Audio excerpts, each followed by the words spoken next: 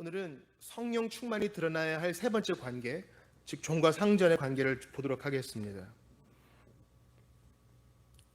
제목은 이제 기쁜 마음으로 주님을 섬기는 것과 성령 충만에 대해서 좀 다루고자 합니다.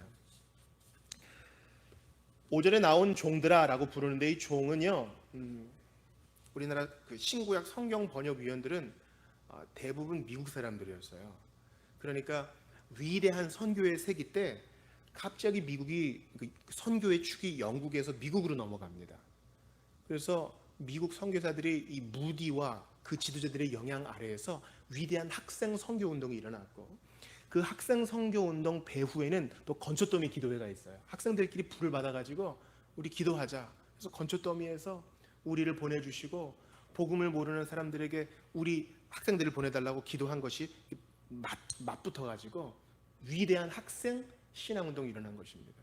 그리고 거기에 가장 많이 연루되어 있는 교단이 바로 미국 북장로 교회입니다. 우리나라에 교파 선교가 이루어지고 또 가장 많은 교단이 장로 교단이 된 것은 바로 우리나라에 가장 많은 선교사를 보낸 교단이 미국 북장로 교회, 남장로 교회, 호주 장로 교회 이렇게 되기 때문입니다. 그런데 이제 성경 번역을 우리나라 조사들과 함께 하던 미국 사람들은 노예 전쟁, 이 시민 전쟁, 시빌 워라 그러죠. 남북 전쟁에 대한 트라우마가 있어요. 그래서 노예라는 말을 쓰지 않아요. 원래 이 6장 5절에 나와 있는 종들은 slave예요. servant가 아닙니다. 종과 노예는 다르죠. 여러분, 종과 노예는 어떻게 달라요? 종은요, 계약 기간이 있어요. 때가 되면 그 집을 나올 수 있습니다. 자기의 신분을 돈 주고 살 수도 있고 억울하면 항거할 수도 있습니다. 종은 좀 달라요. 그러나 노예는 우리 아리스토텔레스도 말했죠. 동물과 노예를 같은 격으로 두었습니다. 지금으로부터 2000년 전에 이 노예는요, 인격이 없는 사람이 아닌 물건으로 취급을 당했습니다. 그래서 지금 바울은 그 노예들에게 지금 이 말씀을 하는 겁니다.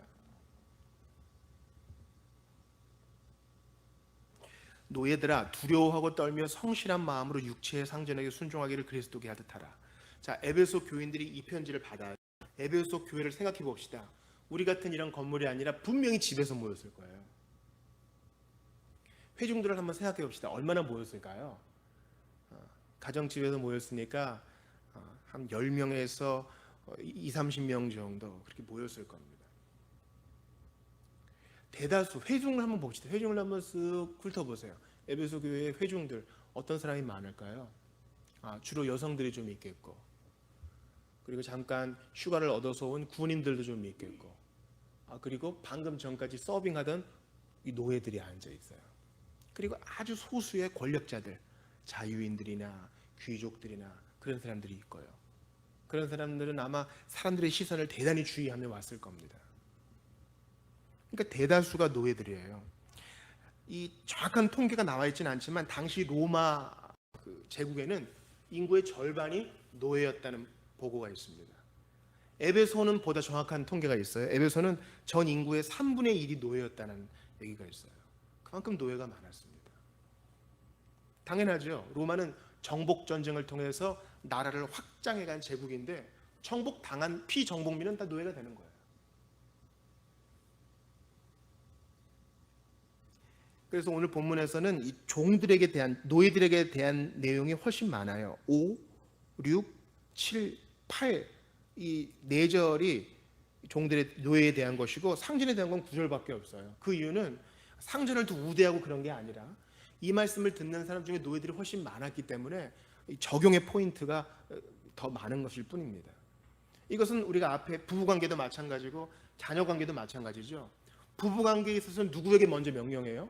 아내들에게 먼저 얘기하죠. 또 부모와 자식 간에도 누구에게 먼저 명령해요? 자녀들에게 먼저 명령하죠. 이건 차별하는 게 아니에요.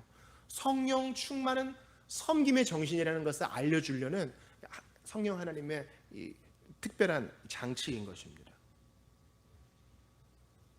이것은 오늘날도 마찬가지입니다. 오늘날도 이 고용주보다 고용되어 일하는 사람이 더 많기 때문에 저는 이 말씀이 즉 에베소 6장 5절부터 9절 말씀이 매우 현대적인 말씀이라고 생각합니다.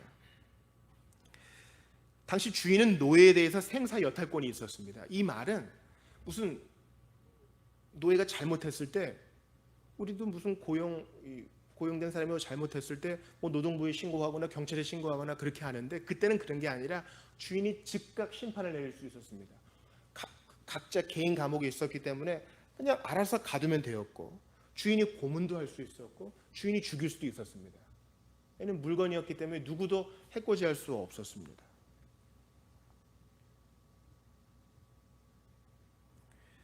그래서 우리는 그런 질문을 할 수 있죠. 왜 지금 바울이 이 노예에 대해서 얘기하면서 노예 제도에 대해서 왜 언급하지 않는가?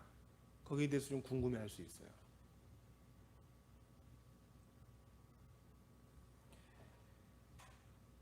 저는 이 본문을 연구하면서 어거스틴과 같은 시대의 4세기의 설교자인 이제 동로마에서 이제 설교자로 있었던 콘스탄티노플의 설교자 요한 크리소스톰, 이 황금의 입, 그분의 설교를 좀 봤습니다. 4세기에 그분이 아주 놀라운 얘기를 하더군요. 노예 제도는 잘못된 것입니다. 아주 분명히 얘기하더군요. 그렇습니다. 노예 제도는, 즉 하나님의 형상과 모양으로 만들어진 사람을 물건 취급하고 인격을 존중하지 않는 것은 분명히 잘못된 것입니다. 근데 바울이 노예 제도에 대해서 얘기하지 않아요. 거기에 대해서 의아하게 생각할 필요가 없습니다. 성경에서는 지금 에베소서가 쓰여지고 빌립보서가 쓰여지고 지금 바울이 투옥된 상황이고, 대부분의 상황이 네로 시대 때를 배경으로 하고 있어요. 네로는 로마의 황제들 중에 가장 정신이 이상한 사람 중 한 사람입니다. 가장 자존감이 떨어지는 사람 중 한 사람입니다. 가장 부당한 방법으로 왕위에 오른 사람 중 한 사람입니다. 복합적인 질병을 가지고 있는 네로 시대에 살고 있는 그리스도인들에게 바울은 로마서에서 권세는 다 하나님께로부터 온 것이니 위에 있는 권세에게 순복하라 얘기합니다. 오늘날 같으면은 로마 그 광장에서 촛불 시위를 해가지고 황제를 끌어내려야지 이런 얘기를 할 텐데, 2000년의 상황에서는 그렇게 얘기하지 않는다는 것이에요. 이것을 꼭 마음에 새기십시오. 그것이 필요 없다는 얘기가 아닙니다. 성경의 관점은 교회의 1차적 사명은 복음을 전파하여 각 사람이 죄인인 것을 깨달아 예수께 돌아오는 것이 1차적 사명입니다. 이것이 1차적 사명이에요. 촛불을 들고 로마 광장에 나아가 노예제를 폐지하라, 황제를 끌어내리라가 1차적 사명이 아니란 것입니다. 이것이 잘못됐다는 것이 아니라 교회는 예수님께 받은 사명이 바로 복음 전파로 죄인이 회개하고 주께 돌아오는 것이 첫 번째 사명이라는 것을 꼭 기억해야 됩니다. 그러므로 옳은 것이라고 해서 교회가 다 올인해야 되는 것은 아니에요. 교회가 급식도 할 수 있고, 노숙자도 돌볼 수 있고, 그룹홈도 할 수 있고, 여러 가지 많이 일할 수 있습니다. 그러나 예수님께서 세우신 교회의 1차적 사명은 하나님 말씀을 보존하고 증거하여 죄인이 주께 돌아오는 것이 1차적 사명입니다. 이 우둔해 보이는 사역을 위해 예수님이 십자가에 달려 죽으셨어요. 예수님은 이 땅에 오셔서 능력 많으신 분이었기 때문에 다 고쳐줄게. 나 이 땅에 3년밖에 못 살거든. 빨리 줄 서. 내가 한 잠도 하지 않고 손대면은 한 100만 명 정도, 아니야 1000만 명은 만들 수 있을 거야. 빨리 와. 그렇게 하지 않으셨어요. 예수님이 하신 중요한 사역은 각 마을에 들어가셔서 말씀을 가르치시고 복음을 선포하시는 일이었습니다. 그리고 승천하시면서 너희도 그렇게 하라, 가르쳐 지키게 하라, 그렇게 말씀하셨습니다. 그러므로 바울이 노예제를 직접 다루지 않은 것에 대해서 뭐라 할 것이 없습니다. 이것은 역사의 진행에 따라 죄악된 사회와 싸워가면서 그리스도인들이 해야 될 일이었고, 바로 그 일은 영국과 미국에서 시간이 오래 지난 후에 이루어졌던 사실이었습니다. 그리고 그 노예 제도의 철폐를 위해서 애쓴 사람은 대부분이 다 그리스도인이었던 것을 기억하십시오. 영국에서 노예제도 철폐를 위해 앞선 하원의원 누구 있어요? 키 작은 국회의원 윌리엄 윌버포스. 윌버포스는 아주 탁월한 그리스도인이었죠. 미국에서 노예제도 철폐를 위해 애쓴 사람 누가 있어요? 에이브라햄 링컨이 있었고, 여전히 법은 그렇게 됐지만 여전히 관습적으로 철폐받는 중에 애를 쓴 마르틴 루터 킹도 바로 교역자였습니다.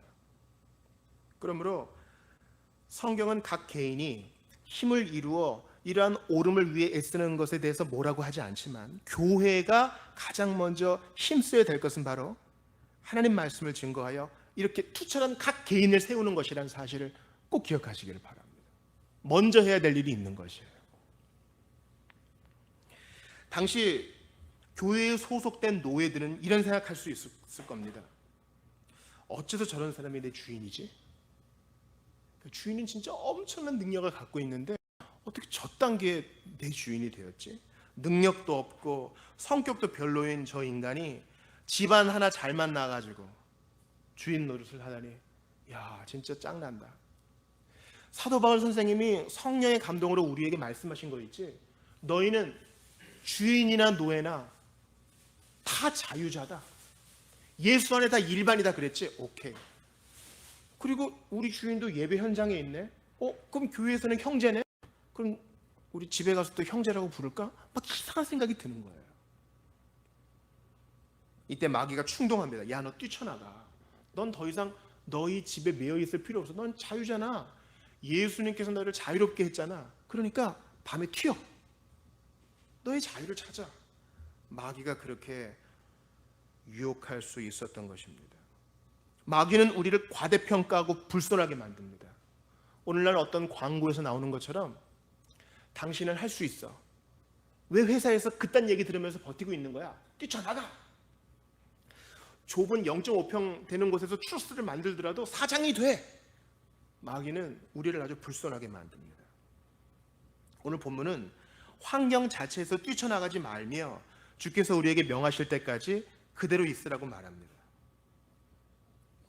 먼저 성령 충만의 첫 번째 결과로 드러나는 부부의 예를 봅시다. 부부의 예를 보려고요. 먼저 노예들에게 너의 상전이 이상한 사람이라 해도 일단은 머물러 있어라 라는 것이 성령 충만을 권하는 사도의 명령이에요. 성령 충만이 제일 처음 드러나는 부부관계를 보자고요. 이 문제는 이미 서신서에 나왔어요. 자, 서로 안 믿었던 부부가 있었습니다. 그 중에 한 사람이 예수 믿었어요. 한 사람이 먼저 예수 믿었다고요. 부인이 먼저 믿었다고 생각해 봅시다. 예수 믿고 나니까 예수 믿는 게 너무 좋고 예수님을 너무 사랑해요. 그리고 교회에서 형제자매들과 얘기하는데 이게 영이 막 통해. 혼이 막 통해. 대화가 너무 잘 돼. 여러분, 어떤 육체의 아름다움의 매력은요 1년이 안 갑니다. 유통기한이 1년이 안 가요. 1년은 아주 긴 유통기한이에요. 그러나 대화가 통하고 관심사가 통하고 교회 안에서 예수님을 사랑하는 이 마음이 통하면 그 사람이 너무 좋은 거예요. 그래서 집에 가면 고역이에요. 이거 진짜 말도 안 돼. 그런데 성경 중에 그런 얘기가 있었지. 믿지 않는 자와 멍에를 같이 하지 말라 그랬지. 오케이, 나 내 남편에게서 해방될 거야. 사랑하는 아이야, 잘 지내렴. 여보 잘 있어요. 밤에 튀어나와. 마귀는 그렇게 종용할 수 있지만 그렇게 하지 말라는 겁니다. 이것은 신랑과 신부의 입장을 바꿔도 마찬가지죠. 남편이 먼저 예수 믿었어요. 우리 교회 안에 있는 그 자매랑 결혼해야 되겠어. 이 여자는 안 믿는 여자, 안 되겠어. 그래서 이혼 증서를 쑥 주면서 헤어집시다 그래요. 사도 바울은 그렇게 하지 말라 그래요. 그대로 있으라 말합니다. 주께서 가라 하실 때까지.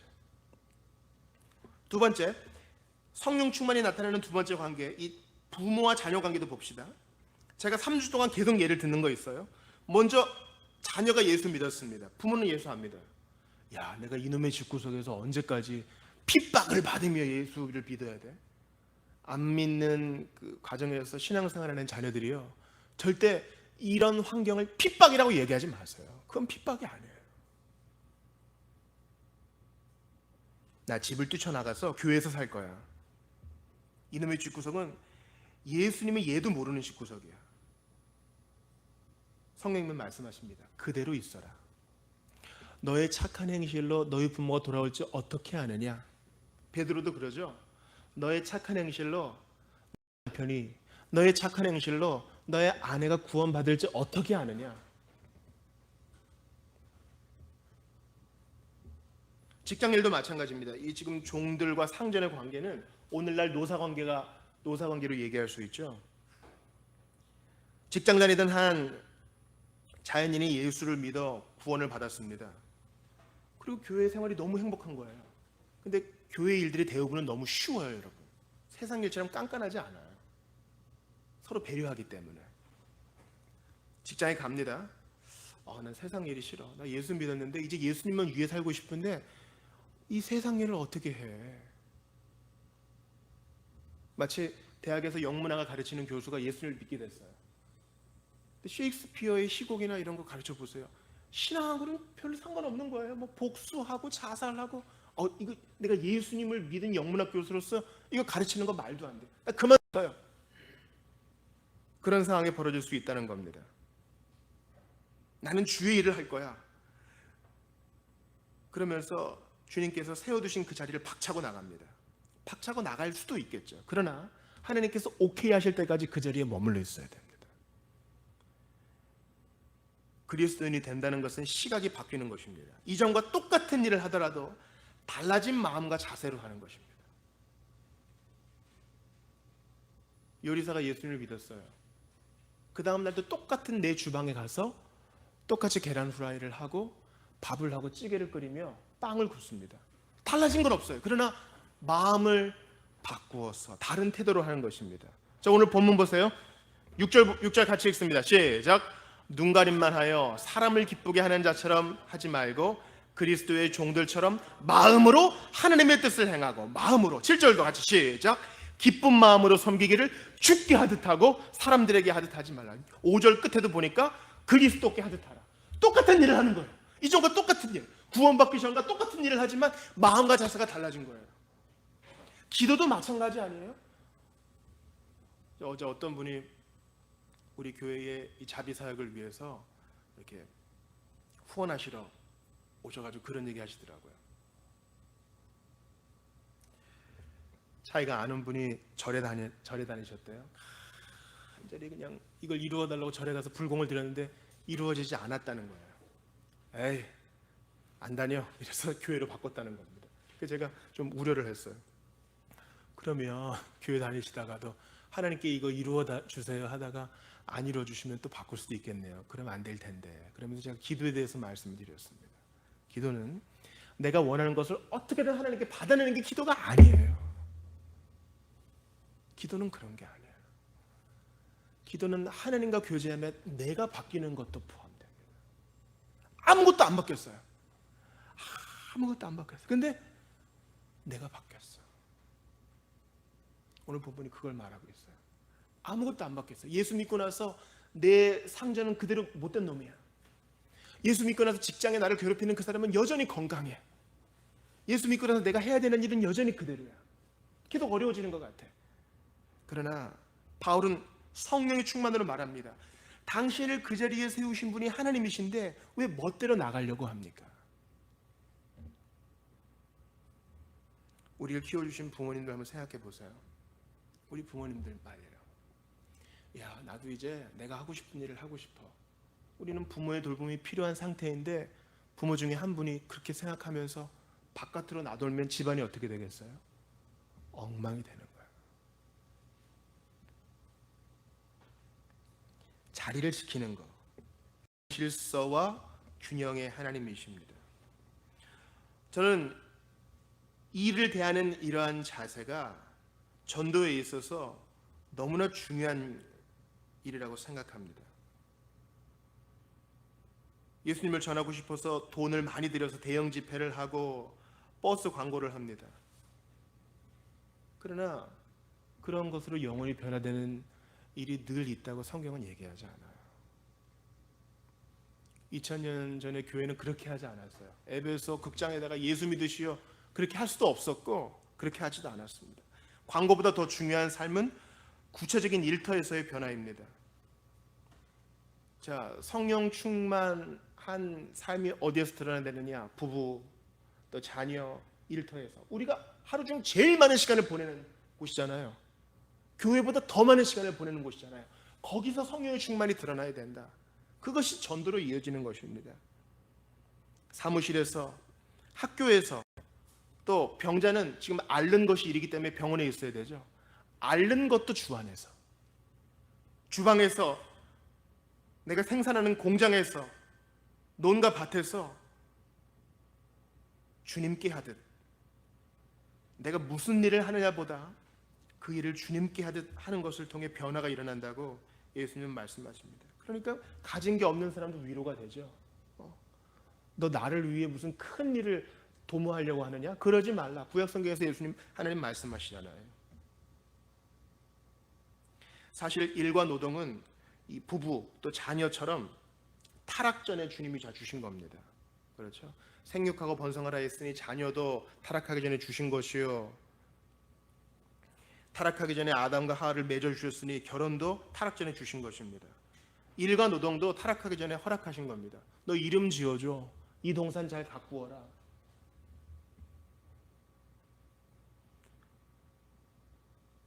주님이 씨 맺는 채소를 만드셨을 때에 경작할 단계로 만드셨다는 것을 기억해야 됩니다.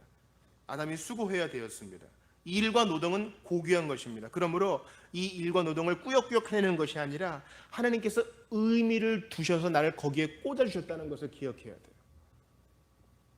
다른 게 너무 탐나 보이고 다른 사람 삶이 부러워 보여도 나를 그 자리에 세워주신 하나님의 뜻을 더 귀히 여겨야 되는 것입니다. 주님보다 더 똑똑한 척 해서는 안 되는 것입니다. 하나님의 뜻을 신뢰해야 돼요. 하나님의 뜻은 최고의 선이요, 완전한 행복인 것입니다.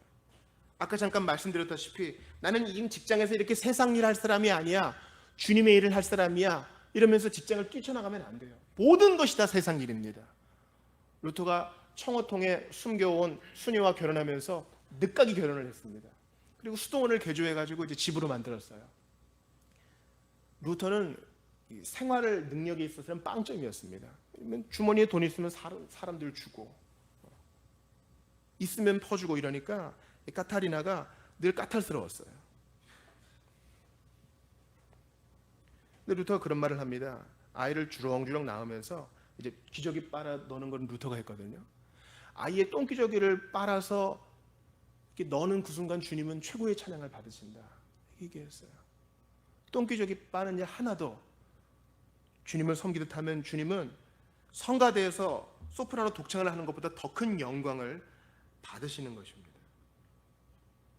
그러므로 세상 일, 주님의 일 이렇게 구분하면 안 돼요. 절대 그러면 안 돼요. 그것은 중세로 돌아가는 일이요, 이교도의 삶으로 돌아가는 것입니다.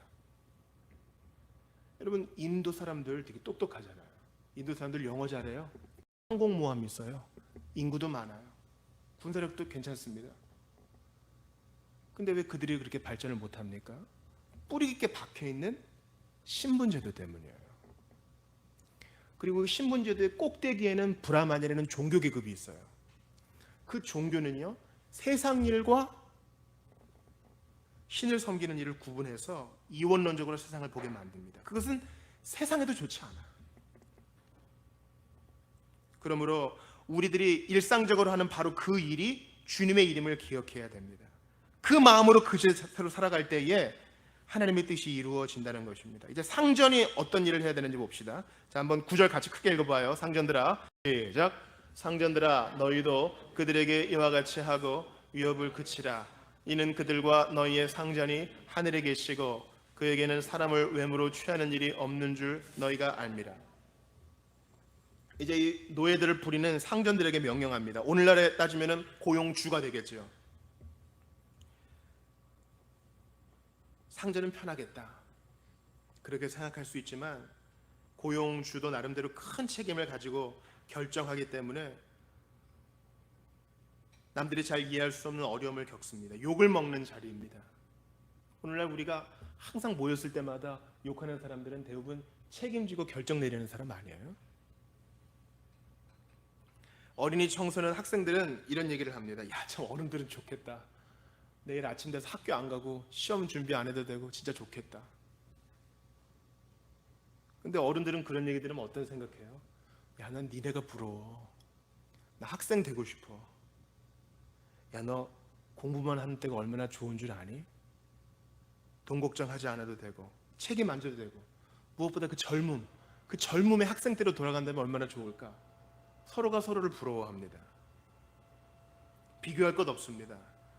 당신을 상전, 고용주의 자리에 세우시고 큰 책임을 맡겨주신 분은 하나님이시니 남 부러워하지 말고 비교하지 말고 역시 그 자리에 두신 하나님의 뜻을 존중해야 되는 것입니다.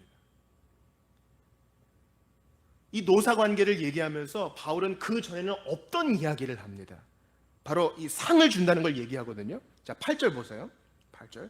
이는 우리가 기쁜 마음으로 주님께 하듯 허드렛 일을 하든 무슨 일이든지 하면 각 사람이, 이건 누구도 예외가 없다는 말이에요. 한 사람 한 사람이 무슨 선을 행하든지 종이나 자유인이나 주께로부터 그대로 받을 줄 압니다. 이것이 상을 주신다는 거예요.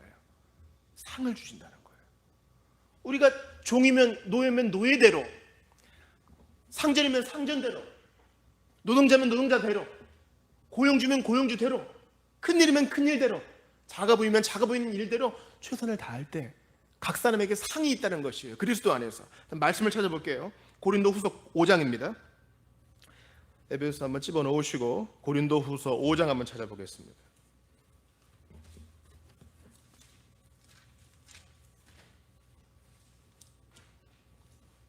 우리 복음주의 교회에서 많이 보지 않는 구절인데 하나님의 말씀이므로 걸르지 않고 살펴보겠습니다. 고린도후서 5장 9절 10절입니다. 같이 읽습니다. 시작.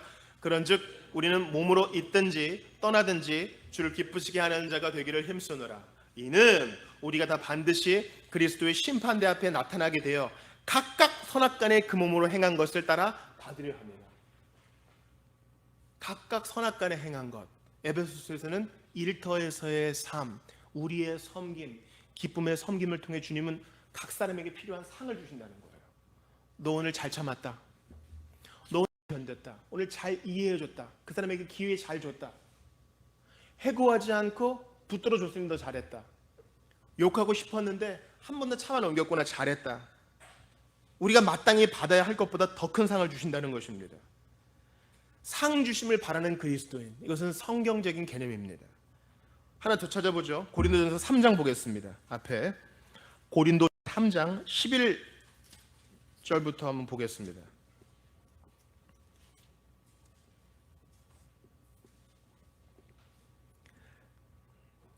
자, 11절부터 15절까지 한번 합독을 하죠. 11절입니다. 3장 11절 시작. 이 닦아둔 것 외에 능히 다른 터를 닦아둘 자가 없으니 이 터는 곧 예수 그리스도라. 만일 누구든지 금이나 은이나 보석이나 나무나 풀이나 짚으로 이 터 위에 세우면 각 사람의 공적이 나타날 터인데 그 날이 공적을 밝히리니 이는 불로 나타내고 그 불이 각 사람의 공적이 어떠한 것을 시험할 것임이라. 만일 누구든지 그 위에 세운 공적이 그대로 있으면 상을 받고 누구든지 그 공적이 불타면 해를 받으리니 그러나 자신은 구원을 받되 불 가운데서 받은 것 같으리라. 이것은 상이기 때문에 뭐 구원을 잃어버린다, 뭐 구원을 배려받는다 그런 뜻은 아닙니다.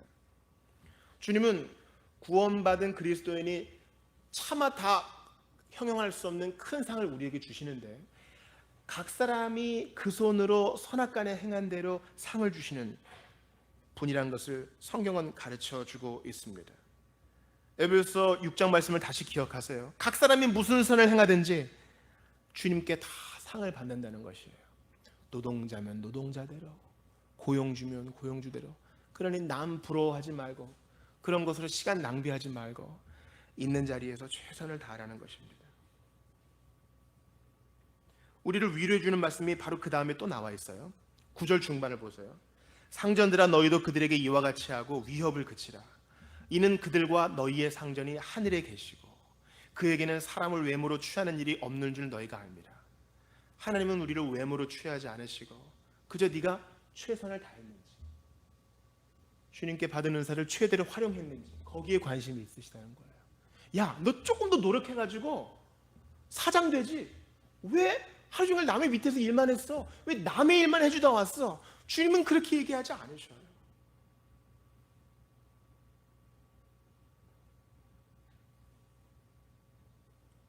남의 일 내 일이 없습니다. 다 주님의 일입니다. 합법적인 한 말이죠. 우리 주님은 우리를 외모로 평가하지 않으십니다. 너 왜 이것밖에 저축을 못했니?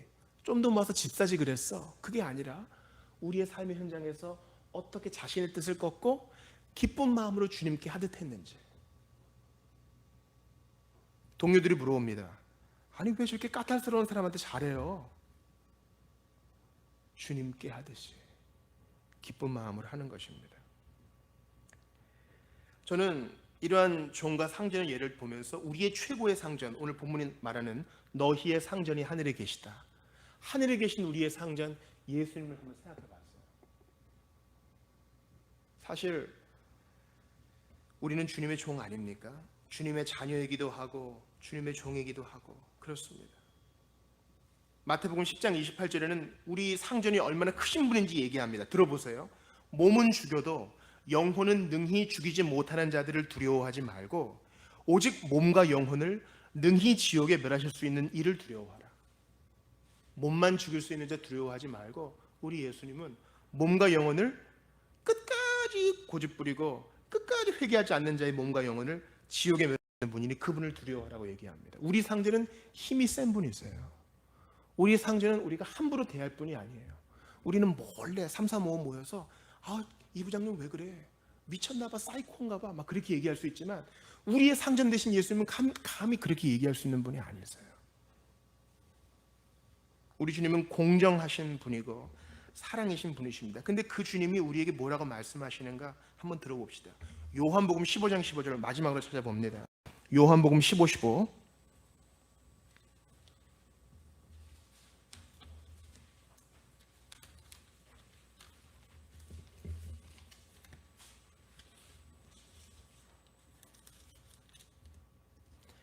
요한복음 15장 15절 한번 같이 읽어보겠습니다. 시작. 이제부터는 너희를 종이라 하지 아니하리니 종은 주인이 하는 것을 알지 못함이라. 너희를 친구라 하였노니 내가 내 아버지께 들은 것을 다 너희에게 알게 하였습니다. 아멘. 저는 단언컨대 이 말씀이 성경 가운데 가장 위대한 선고 중 하나라고 생각합니다. 빌레몬서를 보세요. 야, 너에게 도망간 오네시모 보낸다. 나 만나서 회심하고 예수 믿었다. 너와 같은 그리스도인이 되었다. 노예제도를 없애라 그렇게 얘기 안 하고 오네시모를 형제로 여겨라 그렇게 얘기해요. 2000년 전에 그것은 폭탄과 같은 선언이에요. 자, 노예 보낸다. 당시에 도망간 노예는 주인이 마음대로 할 수 있었어요. 평생 괴롭혀주지. 아니요. 형제로 여겨라. 내가 너에게 한 것을 기억하면서 잘해줘. 부족한 거 있으면 내가 갚아줄게. 형제로 여겨라. 이건 노예제도를 뛰어넘는 폭탄과 같은 선언입니다. 근데 더 큰 폭탄이 여기 있네요. 나 너희를 더 이상 종이라 하지 않을 거야. 왜냐하면 종은 주인이 무슨 생각을 하는지 무슨 뜻을 꿈꾸는지 모르기 때문이지. 나 너희에게 다 말해줄 거고 알려줄 거야. 그래서 너희를 친구라 할 거야. 놀라운 거 아니에요? 2000년 전에 에베소 교회에서 한 예배 공간에 종과 주인이 있어요. 종과 주인이 어색하게 우리 서로 인사하겠습니다. 형제님 안녕하세요. 이렇게 하는 것도 좀 놀라운 일이에요. 눈도 못 보고 형제님 안녕하세요. 자, 형제님 사랑합니다. 서로 인사하시겠습니다. 15도 위에 보면서 형제님 사랑합니다. 근데 예수님은 친구라고 하세요. 친구.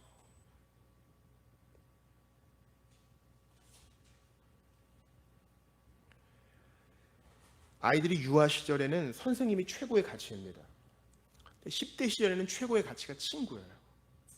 친구는 10대 시절의 친구는 부모 이상이요. 혈육 이상입니다. 한분들이 이 친구를 위해 뭐든지 다 할 수 있을 것 같아요. 그렇게 이 친구를 한번 바라보세요. 예수님은 어떤 친구예요? 목숨까지 내어 던질 수 있는 그런 친구예요. 하늘의 상전이신데 그분은 자기를 형제로 우리에게 표현하셨고 형제보다 친구로 우리에게 또 자신을 표현하세요. 이거 도저히 감당이 안 되는 거예요. 잡히시기 전날 허리에 수건을 두르시고 누가 발을 씻어주나 보자. 내가 그래도 곤조가 있지. 내가 그래도 더 빨리 부름 받았는데 이렇게 서로 서열 매기는 제 아들에게 예수님은 친구로서 아니 종으로서 형제도 아니고 친구도 아니고 종으로서 하늘의 상전이 제들의 발을 씻어주십니다. 이러한 변혁적인 사고, 우리 예수님 따르는 자로서 그 뒤를 따라가야 되지 않겠습니까? 저는 올해로서 교역자 생활은 16년, 또 자비랑 음악 선교 훈련팀에 들어간 지는 23년이 됩니다. 나름대로 사역을 했다고 할 수 있겠죠. 그런데 생각해 보면은 오히려 그분이 친구로서, 형제로서, 종으로서 섬겨주신 것을 기억합니다. 제가 한때 자비랑 음악팀 하면서 청년부 예배를 많이 건너뛰었어요. 그러니까 이제 제 제자 중 한 명이 청년부로 올라오더니 제가 이제 우리 김지영 형제님 사역 한답시고 자꾸 예배 자리를 비운다고 지체들이 막 웃더라고요.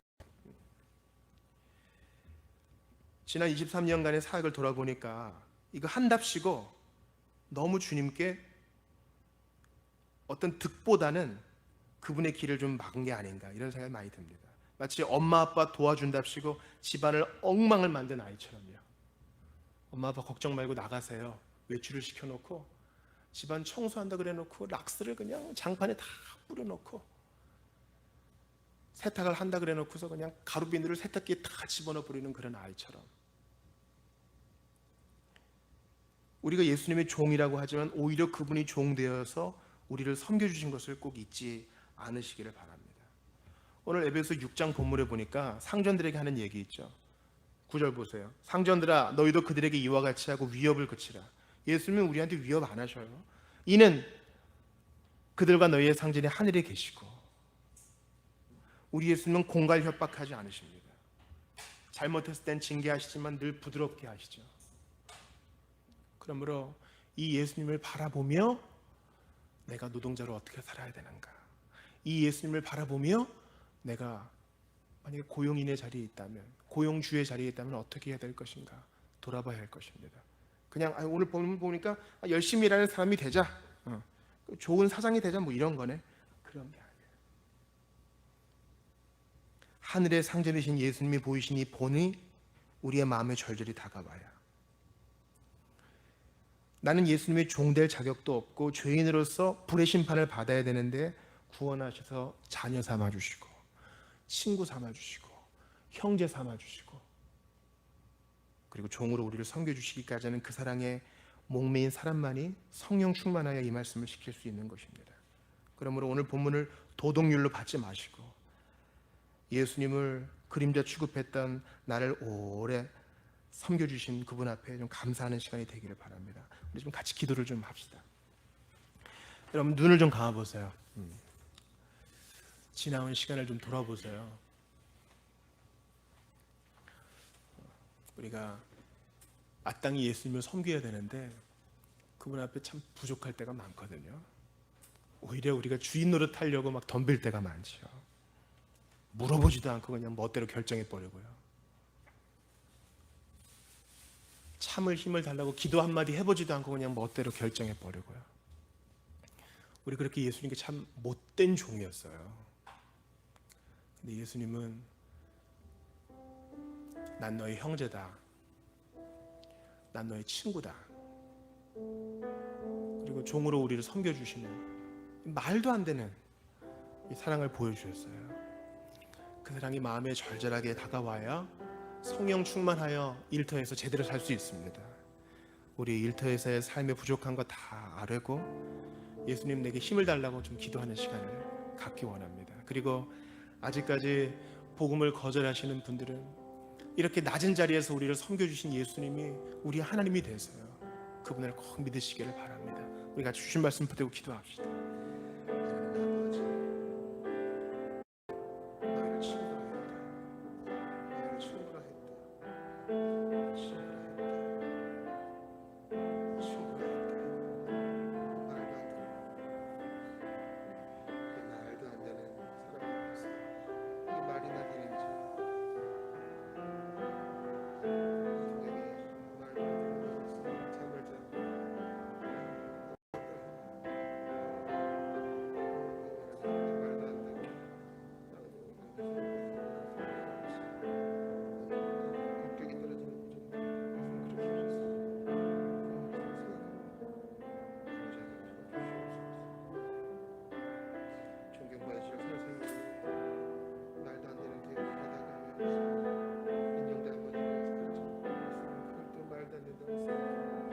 그런 연약한 모습 불쌍히 주시옵소서. 우리를 불쌍히 주시옵소서. 하나님 그 마음속에 회개하게 하시옵소서. 주님 붙들어 주시옵소서. 아버지 오늘 주신 말씀을 기억하며 마음에 담습니다. 하나님이 불쌍히 여겨주시고 우리 모든 주의 백성 어떻게 해야 좋을지 전혀 감이 잡힙니다. 주께서 은혜를 베풀어 주시옵소서. 온종을 더하여 주시옵소서. 함께 하시고 붙들어 주시옵소서. 아버지 붙들어 주시고 함께 해주시옵소서. 우리 주님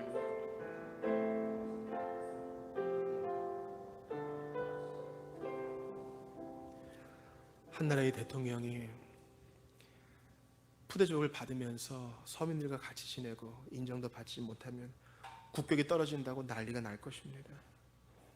한나라의 여왕이 아무도 여왕 취급해주지 않는 곳에서 평범한 안악으로 살아간다면 그것도 국격이 떨어지는 것이라 난리가 날 터인데, 우리 예수님은 마땅히 찬양과 경배를 받으셔야 될 분이 이 땅에 오셔서 멸시와 모멸을 받으셨고 정신 못 차리는 제자를 친구로서 종으로서 섬겨주신 것을 기억합니다. 그리고 그 섬김은 부활하신 예수님 계속하셔서 벌레 같은 저에게 우리에게 계속하시는 것을 봅니다.